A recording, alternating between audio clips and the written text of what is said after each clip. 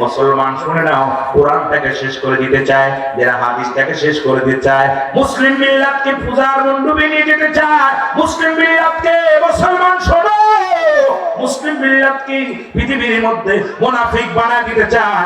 আমার আল্লাহ বলে মিনান নাস, মানুষের মধ্যে মা করে তারা বলবে আমান্না, তারা ঈমান আনছে বিল্লাহি, আল্লাহর প্রতি।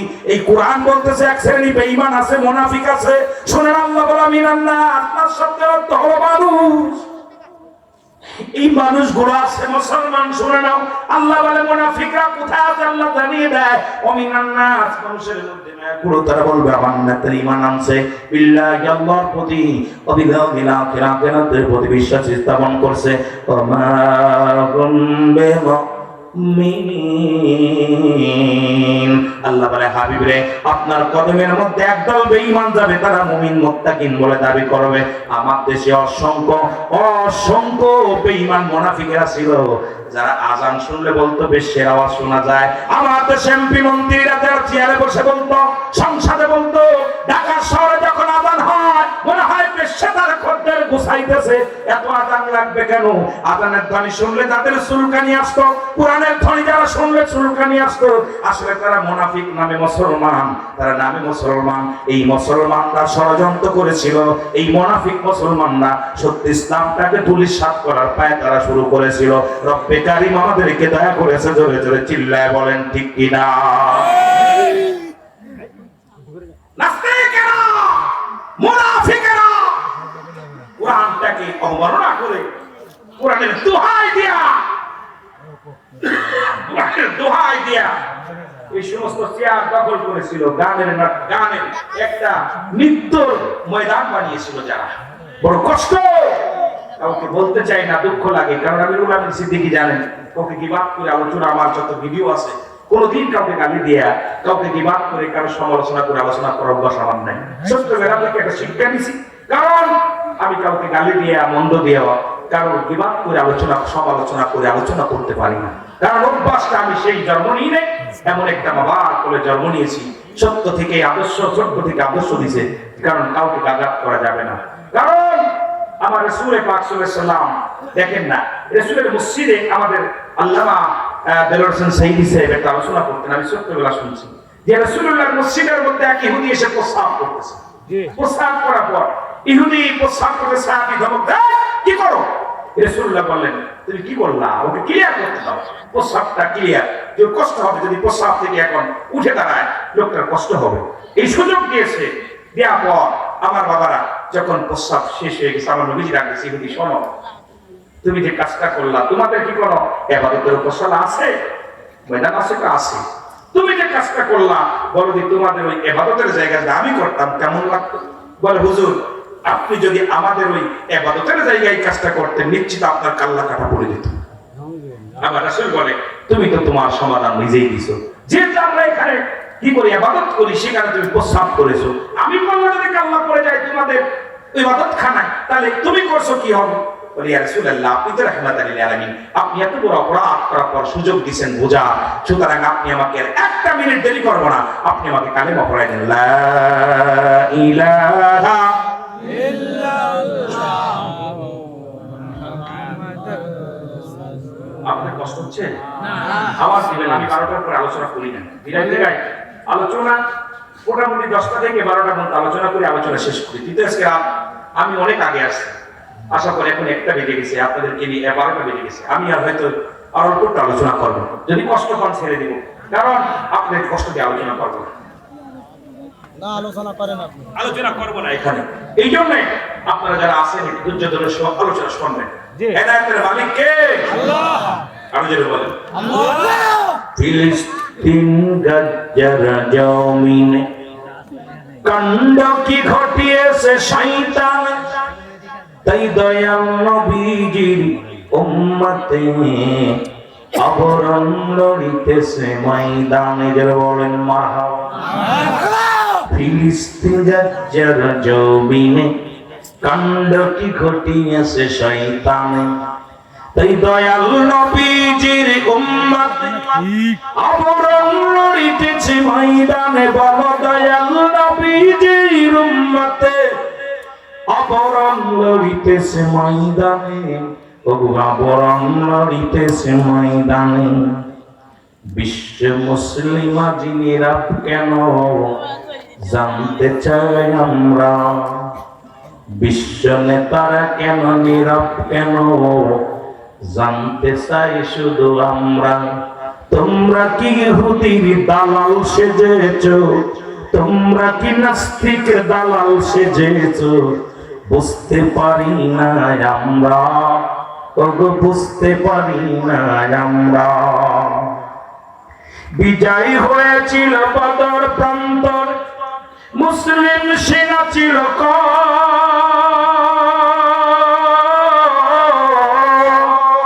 তবু তো হয়েছে ইসলামের বিজয়, ভাবো না কেন নেতাও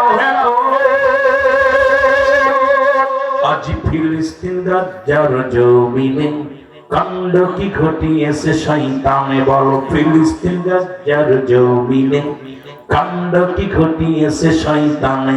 তাই বিশ্ব নবীজির উম্মতে বলো দয়াল নবীজির উম্মতে আবরণ লড়িতেছে ময়দানে, বিশ্ব নবীজির উম্মতে আবরণ লড়িতেছে ময়দানে। জোরে বলো মারহাবা। শিশুর কান্না যাদের কানে আসে না, মা বোনদের তাদের চোখে ভাসে না। শিশুর কান্না যাদের কানে শোনে, মা বোনদের ইজ্জত চোখে দেখে না। এরা কেমন হয় বড় নেতা, এরা কেমন হয় জাতির নেতা, কেমন হয় যারা মুসলিম নেতা, বুঝি আসে না, বুঝি আসে না। এখন সময় আছে, মাঠে নামো সকলে ময়দানে, চলো যাই ফিলিস্তিনে, চলো যাই ফিলিস্তিনে। এসেছে জিহাদের ডাক, জাগো মুসলিম জাতি এবার, এসেছে ফিলিস্তিনে ডাক, জাগো মুসলিম জাতি এবার। ফিলিস্তিন গাজ্জার জমিনে কাণ্ড কি ঘটিয়েছে শয়তানে, ফিলিস্তিন গাজ্জার জমিনে কাণ্ড কি ঘটিয়েছে শয়তানে। তাই দয়াল নবীজির উম্মতে আবরণ লড়িতেছে ময়দানে, আবরণ লড়িতেছে ময়দানে। জোরে জোরে চিল্লায় বলো আল্লাহু আকবার। আর কি জোরে। অনেক আলোচনা রয়েছে মুসলমান, শোনে না, গভীর মনোযোগ। এ বাবারা আমার গভীর মনোযোগ, কথাগুলো বললে আপনাদের মজা লাগবে। আমাদের ফিলিস্তিনের যদি যেতেও না পারি, দোয়া করব। এখন দোয়ায় কাজ হবে না, বাস্তবতা নিয়ে আমাদের আগাইতে হবে। কারণ এই দোয়া কাজে হবে না, কারণ সবাই আমরা হারাম হালালের মধ্যে ঢুকে গেছি, মিথ্যার মধ্যে ঢুকে গেছি। আগের যুগে আলেমরা দোয়া করতো, আসমান থেকে পানি শুরু হতো আসা, মহামারী পালাইতো। এখন আমি বলো কি দোয়া করলে কাজ হয় না, কারণ আমি নিজেই আছি বিপদের মধ্যে। কারণ দোয়া কবল হবে কেমনে, নিজেই আছি ঘুষের মধ্যে, নিজে আছি সুদের মধ্যে, জিনা ব্যভিচারের মধ্যে। এই জন্য আজকে মুসলমান যত দোয়া করি, যতই হাত উঠে আল্লাহর দরবারে প্রার্থনা করি, কবুল হতে চায় না। জোরে জোরে বলেন ঠিক কিনা। এ আমার ভাইরা, আমার বন্ধুরা, আমার গভীর মনোযোগ। মুসলমান আমার একটু কথাগুলো বললে আপনারা বুঝতে পারবেন। ও আমার বাবারা, গভীর মনোযোগ। যদি আপনাদেরকে জানিয়ে দিয়ে যায়, নাম হলো হযরত ফারুক। উনি মসজিদে নামাজ আদায় করতে যান। নামাজ আদায় করতে গেলে ইমাম সাহেব বলতেছে, কে আসো এমন কোন নেতা শুনি তোমরা শোনো, তুর্কিস্তানের যুদ্ধ শুরু হয়েছে, মুসলমানদের রক্ত নিয়ে খেলা হয়। একটু মুসলমান যেহেতু ফিলিস্তিনের কথা বলতে যান, তুর্কিস্তানের কথা মনে পড়ে গেল। তৎকালীন জামানায় তুর্কিস্তানের মুসলমানদের কান্না কাটা হয়, মুসলমানদের শিরচ্ছেদ করা হয়, মুসলমানদের রক্ত জমিনের মধ্যে ভেসে যায়। ইমাম সাহেব হুজুর সালাম ফিরে ডাকতে বলে, কে আসলে? তুর্কিস্তানের যুদ্ধ শুরু হয়েছে, মুসলমানদের পাশে দাঁড়াবে, মুসলমানদের পক্ষ নিয়ে যুদ্ধ করবে, এমন কোন ব্যক্তি আসেনি? ওর ভিতরে থেকে একজন ব্যক্তি ছিল, নাম হলো হযরত ফারুক। নাম কি? ফারুক যুবক মানুষ, সবে মাত্র বিয়ে করেছে। আমি যুবকদের বলে যাই, কথাগুলো বোঝানোর জন্য একটু কথা আমি আপনাদেরকে বলে যাই, তারপরে আমি আলোচনায় ফিরে আসি। হযরত ফারুক উনি বাড়ি গেলেন, বাড়ি যাইয়া ও মুসলমান, টাকা পয়সা গুছাইলেন 400 দিনার, 400 দিনার কি করলেন? বিবিকে ডাকতে বলে, বিবি রে, এই নাও 400 দিনার আছে আমার কাছে, এটা তুমি রেখে দাও, আমি যাবো তুর্কিস্তানের যুদ্ধে, কারণ মুসলমানদের রক্ত জমিনের মধ্যে পড়ে, আমি আল্লাহর কাছে কি জবাব দিব? আল্লাহর কাছে আমি জবাব দিতে পারবো না, যেহেতু আমি একজন মুমিন, আমি একজন মুসলমান বলে দাবি করি। মুসলমানদের রক্ত ঝরে, জমিনের মধ্যে রক্ত পড়ে, আমি ফারুক দুনিয়ার মধ্যে যদি আমি আমার জীবনের মায়া করি, জীবনের যদি মায়া করি রে, আল্লাহর দরবারে আমি কি জবাব দিব? সুতরাং বিবিরে আমি যাবো যুদ্ধের ময়দানে। বিবি ডাকতে বলে, স্বামী, আমি মাত্র 3 মাসের সন্তান আমার গর্ভে, এখন আপনি যদি চলে যান আমার কে দেখবে? আমি নতুন বিয়ে করেছেন, মাত্র 3 মাসের বাচ্চা আমার পেটে, এখন যদি আপনি চলে যান, যদি যুদ্ধের ময়দানে যে শহীদ হয়ে যান, যুদ্ধের ময়দানে যদি শাহাদাত বরণ করেন, তাহলে আমাকে কে দেখবে? আমার বাচ্চার কি পরিচয় দিবে? আমার বাচ্চার কি হবে? আমি আপনার কাছে দাবি করি, আমাকে একা রেখে যাবেন না। ঘরের মধ্যে আমার দেখার মানুষ নাই, এই বাচ্চাটা যদি দুনিয়ার মধ্যে আসে তাহলে কে বা লালন পালন করবে? আমি যদি মারা যাই কি হবে? আপনাকে অনুরোধ করি আপনি যাবেন না। হযরত ফারুক বলে, বিবি রে, তোমার মায়া, তোমার সুন্দরী চেহারা দেখে যদি আমি ভুলে যাই, ও বিবি, তোমার ওই প্রেমের মনায় পড়ে যদি আমি আমার রব্বে কারীমকে ভুলে যাই, রাসূলের বিধান ভুলে যাই রে বিবি, আমি আল্লাহর আদালতে কি জবাব দিব? ও বিবি, আমার তুমি বাধা দিও না, আমি যাব যুদ্ধের ময়দানে। তোমার কাছে একটা দাবি করে যায়, যদি আমার মেয়ে হয় তাকে তুমি পর্দার মধ্যে রেখে মানুষ করবা, পর্দার মধ্যে থেকে এমন ভাবে তার লালন পালন করবা, দুনিয়ার কোন পুরুষ যেন বেগানা পুরুষ তারা না দেখে, দুনিয়ার মধ্যে এমন ভাবে তার লালন পালন করবা, যখন বিবাহের উপযুক্ত হয়ে যায় তাকে তুমি বিয়ে দিবা। আমি মুসলমান, শুনে রাখো, 1 বছরের মধ্যেই ফিরে আসবো, যদি ফিরে না আসতে পারি যে শাহাদাতের পেয়ালা পান করেন। মুসলমান শুনে নাও, এই ফারুক 27 বছর পরে যুদ্ধের ময়দান থেকে ফিরে এসেছিল, ভালো করে মনে রাখবেন মুসলমান বাবারা আমার, আমার ভাইরা, আমার বন্ধুরা আমার। হযরত ফারুক বললেন, যদি আমার ছেলে হয় তাকে তুমি লালন পালন করবা, কোরআনের পাখি বানাইবা, হাফেজ বানাইবা, বড় আলেম বানাইবা, জ্ঞানী বানাইবা, একটা দাবি করে যাব। আর যদি তোরে বিবি রে, যদি আমি বেঁচে থাকি ফিরে আসবো, আর যদি বেঁচে না থাকি তাহলে তো দুনিয়া থেকে চলে যাও, যাবার আগে আমি তোমার কাছে আমার দাবি, তুমি পর্দার মধ্যে থাকবা, আর এই 400 দিনার 400 টাকা এই সম্পদ তোমারে দিয়ে গেলাম, তুমি আল্লাহর রাস্তায় এটা দিয়ে আমার সন্তানকে মানুষ করবা, তুমি নিজেই এটা দিয়ে চলাফেরা করবা। চলে যায়। ফারুক কি করলেন? ঘোড়ার পিঠে উঠলেন, ঘোড়ার পিঠে উঠে তুর্কিস্তানের দিকে রওনা হয়ে গেলেন। মুসলমান শুনে নাও, তুর্কিস্তানের দিকে রওনা হয়ে গেলেন। বিবি দরজায় দাঁড়ায় চোখের পানি ছেড়ে দাস করে জমিনের মধ্যে কাঁদে। বিবি ডাকতে বলেন, চোখের তারা যতক্ষণ পর্যন্ত স্বামী আলো না করেন, তাকায়া তাকায়া চোখের পানিগুলো ছেড়ে কাঁদতে লাগলেন। হযরত ফারুক পিছন দিকে তাকায় তাকায় দেখে বিবি দাঁড়ায় আছে দরজায়। এবার ঘোড়া এমন ভাবে ছাড়লেন, ঘোড়া নিয়ে চলে গেলেন তুর্কিস্তানের জমিনে। মুসলমান যুদ্ধের ময়দানে গেলেন। এবার যুদ্ধের ময়দানে যায় উনি কি করলেন? ধরা পড়ে গেলেন। তুর্কিস্তানে মুসলিমদের হাতে ধরা পড়লেন। একদিন নয়, দুদিন নয়, 27টা বছর জেল খাটলেন। এদিকে মুসলমানের যুদ্ধে ফারুকের বিবি দুনিয়ার মধ্যে এক সন্তান ডেলিভারি হলো। রব্বুল আলামিন এমন নারী মুসলমান পৃথিবীর মধ্যে ফারুকের বিবি সন্তান, ছেলের সন্তান হলো। এই সন্তানকে লালন পালন করতে লাগলেন। 1 বছর চলে যায়, স্বামী পথের দিকে তাকা আছে।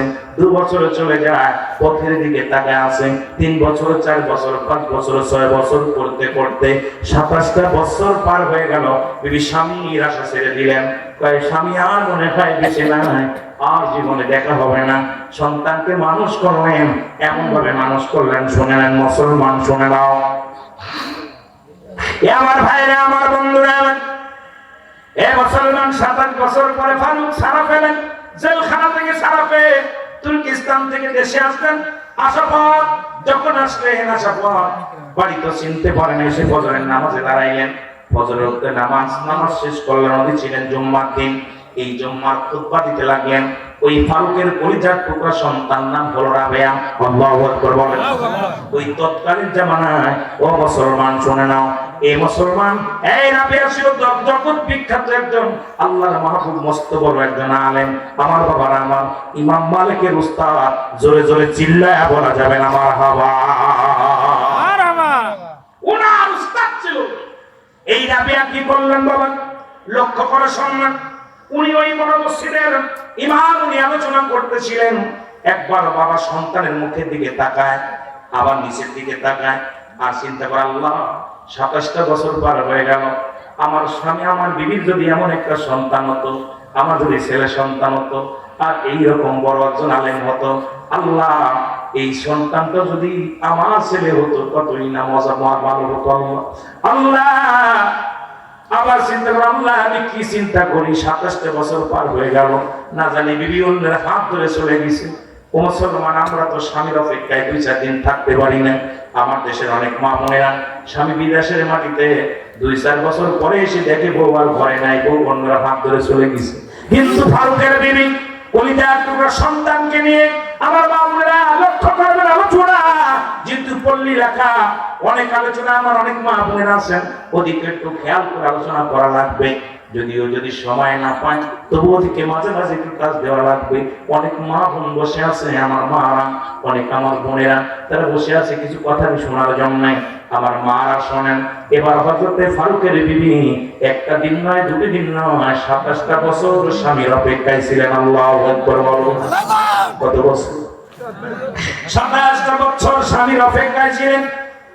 এবার ফারুক চিন্তা করে না জানি আমার সন্তান হয়েছে নাকি মেয়ে হয়েছে জানি না, না জানি বিবি চলে গেছে, না জানি আমার বউ স্ত্রীর গর্ভে সন্তান মৃত্যু হয়েছে, তো ওই সন্তান বাবার সঙ্গে সন্তানের একটা মায়া, সন্তানের মুখের দিকে তাকায় বাবা বারবার তাকায় আছে রে মুসলমান।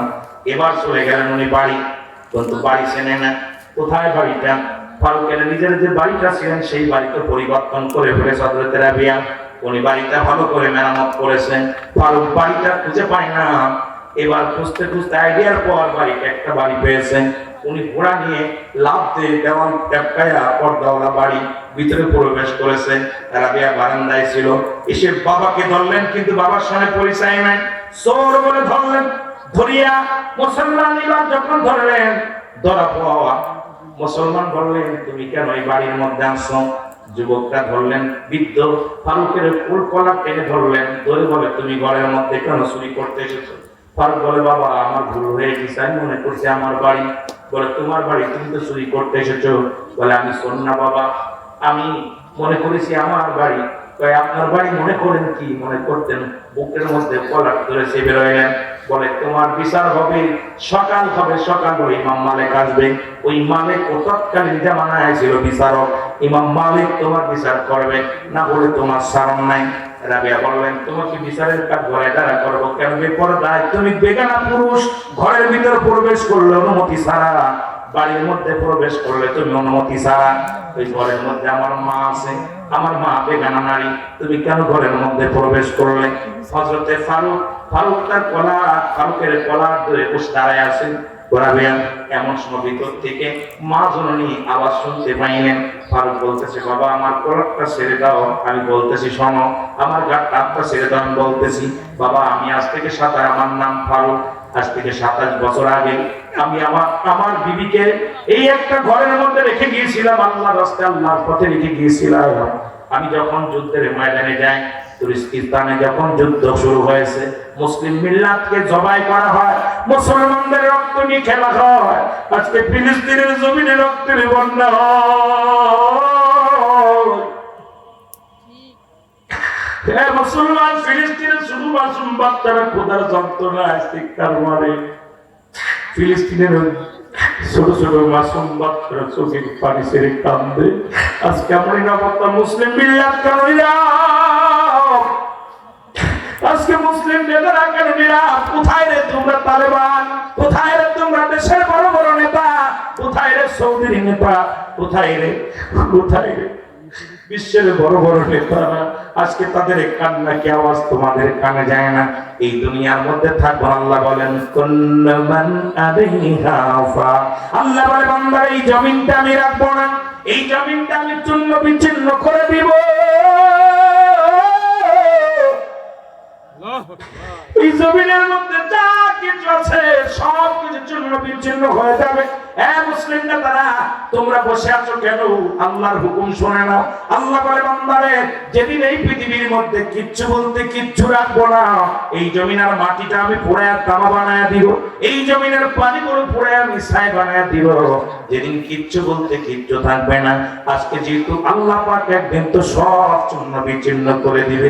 আজকে ফিলিস্তিনের কান্না ঠেকানোর জন্য আমরা ঝাঁপিয়ে পড়ি, ময়দানে লোক আমরা ঝাঁপিয়ে পড়ি। ফিলিস্তিনের ছোট ছোট মাসুম বাচ্চাদের কান্না সহ্য হয় না, মা বোনদের কান্না সহ্য হয় না, গর্ভবতী মা বোনেরা ও মুসলমানের বড় বড় বিল্ডিং গুলো ভেঙ্গে ভেঙ্গে পড়ে জমিনের মধ্যে কত কান্নার আওয়াজ, কত রক্ত।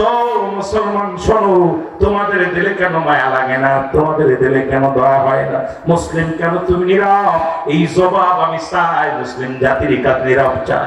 তোমরা কেন নীরব? আমি জবাব চাই। আমি বলতেছিলাম যেদিন কিচ্ছু থাকবে না,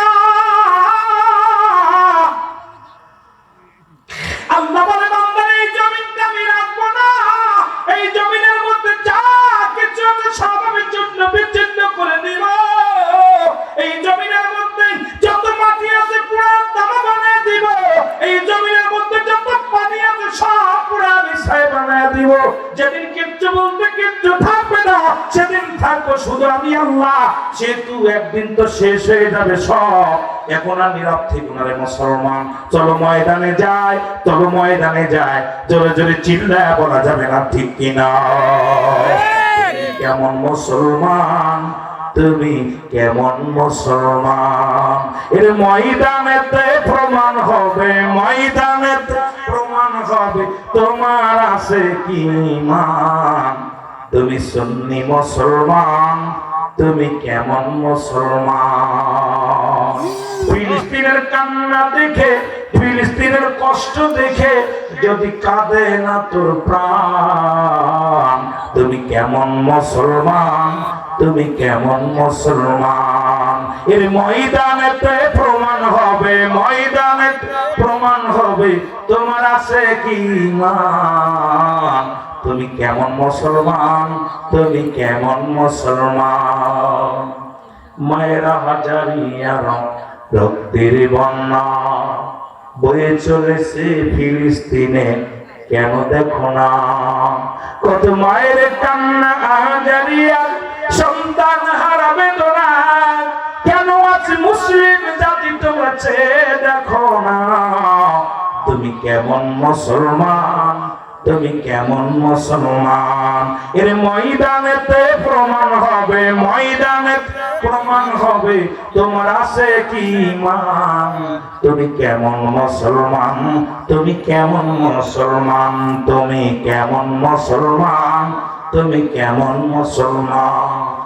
কত শিশু আজ আহাকারে যায়, দিনটা তাদের বয়ে, কত মা যায় আহাকারে আজ, দিনটা তাদের বয়ে। রাত কেমন যায়, দিন কেমন যায়, বোঝে না সব মরে। এই দুঃখের দিনে যারা দাঁড়ায় না পাশে, তারা কেমন নেতা, কেমন মুসলিম ভাবি না এই মনে। ভাবি তাই আমি মনে, হৃদয় থেকে দোয়া করিয়াছি আল্লাহর দরবারে, রক্ষা করো ফিলিস্তিনের জমিনটারে। তুমি কেমন মুসলমান? তুমি কেমন মুসলমান? ওরে ময়দানেতে প্রমাণ হবে, ময়দানেতে প্রমাণ হবে তোমার আছে কি ঈমান। তুমি কেমন মুসলমান? তুমি কেমন মুসলমান? আল্লাহুম্মা সাল্লি আলা ওয়ালা আলি সাইয়্যিদিনা মাওলানা। আমার ভাইরা, আমার বন্ধুরা, যেটা বলতেছিলেন, রাবেয়া ভিতরে রাবেয়া যখন বাবার কোলার ধরে বলতেছিলেন, ফারুক বলতেছে, বাবা আজ থেকে 7-8 বছর আগে আমার নাম ফারুক। ইমাম সাহেব মসজিদে নামাজ আদায় করে বলতেছিল, তুর্কিস্তানে মুসলমানদের রক্ত ঝরে, তুর্কিস্তানের শিশু মাসুম বাচ্চাগুলো রক্ত জমিনের মধ্যে ঝরে। এটা যখন আলোচনা করতেছিল, আমি ফরক সহ্য করতে পারি নাই। আমার 3 মাসের গর্ভবতী সম্বিবিকে ঘরের মধ্যে রেখে আমি চলে গিয়েছিলাম বাবা। আমি মনে আমার বাড়িটা ভুলে গেছি, এখন চোখে কম দেখি। ওই 27টা বছর পার হয়ে গেছে বাবা, ওই 27টা বছর পার হয়ে গেছে, আমার জীবন থেকে চলে গেছে। না জানি আমার বিবি কোথায়, না জানি আমার সন্তান কোথায়, না জানি আমার বাড়ি কোথায়, জানি না বাবা। আমি ভুল করেছি, আমি তোমার কাছে ক্ষমা চাই। ভিতর থেকে ফারুকের মুসলমান, ফারুকের বিবি স্বামীর মুখ থেকে যখন এই আওয়াজটা শুনেছে, এসে রাবিয়াকে ডাকতে বলে, রাবিয়া হাতটা ছেড়ে দাও। তুমি কার কাঁধে হাত দিয়েছো, কার হাতটা ধরেছো, হাতটা ছেড়ে দাও। রাবিয়া বলে, মা গো তুমি কার সামনে, তুমি বেগানা পুরুষের সামনে আসো। মা গো 27টা বছরের মধ্যে তুমি কোনোদিন বেগানা পুরুষের সামনে আসো না। মা কোনদিন তো কোন পুরুষের সামনে তোমাকে দেখি নাই। আজকে একটা চোর, একজন চোর আমার ঘরের মধ্যে প্রবেশ করেছে, তাকে আমি ধরেছি, তুমি সামনে এসেছো। মুসলমান রাবিয়া বলার পর জনম দুঃখিনী মা বলে, রাবিয়া রে তুমি যার গায়ে হাত দিছো তিনি আর কেউ নন, তিনি তোমার জন্মদাতা পিতা, ওনার নাম হলো ফারুক, উনি তোমার জন্মদাতা পিতা। রাবিয়া বলে, মা তুমি বলেছ, মা তুমি বলেছ আমার বাবা মারা গেছে যুদ্ধের ময়দানে। ও মা বলে, বাবা রে আজ থেকে একদিন নয়, দুদিন নয়, 27টা বছর পার হয়ে গেছে। আমি জানি, আমি জানতাম, মনে করেছি আমার স্বামী মারা গেছে, আমার স্বামী দুনিয়ার মধ্যে নয়, এই জন্য তোমাকে বলেছিলাম বাবা মারা গেছে, উনি তোমার বাবা। সঙ্গে সঙ্গে রাবিয়ার বুকের দিকে তাকায়া ফারুক বুকের মধ্যে ধরে ধরে কয়, বাবা রে আয় আমার বুকের মধ্যে আয়। রাবিয়া দাবি মুসলমান শোনো। রাবিয়া বুকের মধ্যে নিয়ে হাও হাও করে কাঁদতে লাগলেন। আমার মুসলমান, আমার সকাল হয়ে গেল, ফজরের আযান হয়ে গেল। এবার রাবিয়া মসজিদের ইমাম, উনি নামাজ পড়াইতে চলে গেলেন। এদিকে মুসলমান শুনে নাও, ফারুকের বিবি ডাকতে বলে, স্বামী রে আপনি আসছেন, আপনিও জামাতে যান। যখন ফারুক জামাতে গেলেন, যা দেখে ফজরের ইমামতি কলিজার টুকরা সন্তান রাবিয়া বোধ করতেছে, কিন্তু ফারুক তো চোখে দেখে না। ফারুকের চোখে জাস্ট ঝাপসা ঝাপসা দেখে। পিছনের কাতারে দাঁড়াইছে, নামাজ শেষ করে রাবিয়া ফজরের নামাজ শেষ করে মুসল্লিদেরকে নিয়ে আলোচনা শুরু করে। এবার সবাই জিগাইতেছে, সব লোকজন যখন চলে যায় ফারুক জিগায়, বাবা রে তোমাদের ইমাম সাহেবের এত সুন্দরের হাত, এত সুন্দর কণ্ঠ, এত সুন্দর জ্ঞানী আলেম, বাবা রে তোমাদের আলেমের নাম কি? সবাই বলে, হুজুর আপনার বাড়ি কই গো? আমার বাড়ি এখানে। আপনার বাড়ি এখানে, আপনি চেনেন না? এই এলাকার মধ্যে মস্ত বড় আলেম যিনি ইমাম মালিকের উস্তাদ, তিনি আর কেউ নয়, শুনে নাও, শুনেন নাম হলো রাবিয়া। ইনি বর্তমান যুগের জগৎ বিখ্যাত একজন আলেম। ইনাকে আপনি চেনেন না? আপনি কেমনে এলাকার মধ্যে বাস করেন? এবার ফারুকের চোখের পানিগুলো হাওমাও করে কেঁদে দিয়া বলে, বাবারা যিনি নামাজ পড়াইলেন তিনি রাবিয়া। ওনার বাবার নাম কি? ওনার বাবার নাম ফারুক। তিনি 27 বছর আগে যুদ্ধের ময়দানে যে শাহাদাতের পেয়ালা পান করেছে। ওনার বাবার উনি দেখে না, তবে ওনার মার কাছে ওনার মা ওনাকে লালন পালন করেছে। এই কথা শুনিয়া ফারুক বাড়ি চলে আসলেন। বাড়ি আসা পর মুসলমান বিবিকে ডাকতে বলে, বিবি রে, ও বিবি আয় আয়, আমার জীবন বড় ধন্য রে বিবি, আমার জীবনে বড় ধন্য রে বিবি। ও বিবি, স্বামী বলে, স্ত্রী ডাকতে বলে, স্বামী রে আপনি আমাকে 600 দিনার দিয়ে গেছিলেন, এই সেটা কিসের পথে ব্যয় হয়েছে আপনি শোনেন।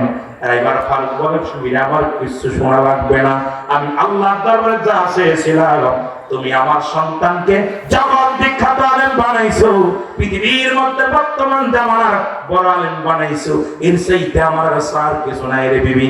আজকে আমি গর্বিত, আমি আজকে খুশি হয়েছি যে তুমি আমার কলিজার টুকরা সন্তানকে জগৎ বিখ্যাত একজন আলেম বানাইছো। আমি আমার বাবাদের বলি, আমরা সন্তান হলে নিয়ত করি ইরা ডাক্তার বানাবো, ইঞ্জিনিয়ার বানাবো, ইরা মাস্টার বানাবো। একবার নিয়ত করবেন সন্তান বড় আলেম হবে, এই সন্তান আপনার জানাজা পড়বে, এই সন্তান কোরআনের তাফসীর করবে, এই সন্তান মুসলিম ইমাম হবে। এটা আমাদের ভাবার দরকার, জানার দরকার আছে কিনা, জোরে বলেন আল্লাহু আকবার। আমার ভাইরা, আমার বন্ধুরা, আমার গভীর মনোযোগ। এই জন্য আমি এই কথাটা বলতেছিলাম যে আমাদের এখন ফিলিস্তিনে ডাক এসেছে, যেখান থেকে সুযোগ পাবো, যদি রাষ্ট্রীয়ভাবে সুযোগ পায় আমরা সবাই ওই ময়দানের দিকে ছুটবো। আল্লাহ যেন আমাদের ফিলিস্তিনের ময়দানে কবুল করে, কারণ দুনিয়ার মধ্যে বেশি দিন বাঁচবো না, যে কোনো মুহূর্তে মরতে পারি, মরণ আসতে পারে। আর মানুষের মৃত্যু হয় দুইটা টাইমে, একটা হলো রাতের বেলা, একটা হলো দিনের বেলা। মুসলমান শুনে নাও, একটা মৃত্যু দুইটা টাইমে মৃত্যু হয়। মুসলমান, তিনটা বিপদ। এক নাম্বার হলো মানুষের মরণ, দুই নাম্বার বিপদ হলো মানুষের কবর, তিন নাম্বার বিপদ হলো কিয়ামতের ময়দান। এক নাম্বার আমার ভাইরা, আমার মাহফিল কমিটির ভাইরা প্রথমে বলছে হুজুর একটু কবর হাসরের দিকে আলোচনা করবেন, হয়তো আমি সেদিকে যেতে পারি নাই। এক নাম্বার বিপদ হলো মানুষের মরণ, দুই নাম্বার বিপদ হলো কবর, তিন নাম্বার বিপদ হলো কিয়ামতের ময়দান। সুতরাং আমাকে আপনাকে মরণের পেয়ালা পান করতে হবে, হয় রাত্রে না হয় সকালে। এই পৃথিবীর মধ্যে আসার একটা সিরিয়াল আছে, যাওয়ার কোনো সিরিয়াল নাই। বাবার কাছে সন্তানের লাশ, সন্তানের কাছে বাবার লাশ। ও মুসলমান, ভাইয়ের কাছে ভাইয়ের লাশ। ও যুবক, কখন যেন দুনিয়া থেকে বিদায় হয়ে যায়, এই জন্য আমাদের সদা সর্বদাই চিন্তা করতে হবে মালাকুল মউত যে কোনো মুহূর্তে চলে আসতে পারে। ওই মরণের আগে একবার মরার দরকার। আল্লাহ যেন ঈমানি হালাতে মৃত্যুবরণ হওয়ার তৌফিক দান করে। সকলে চিল্লায় চিল্লায় বলেন আমিন। মহব্বতের সঙ্গে দুরূদ শরীফ পড়েন আল্লাহুম্মা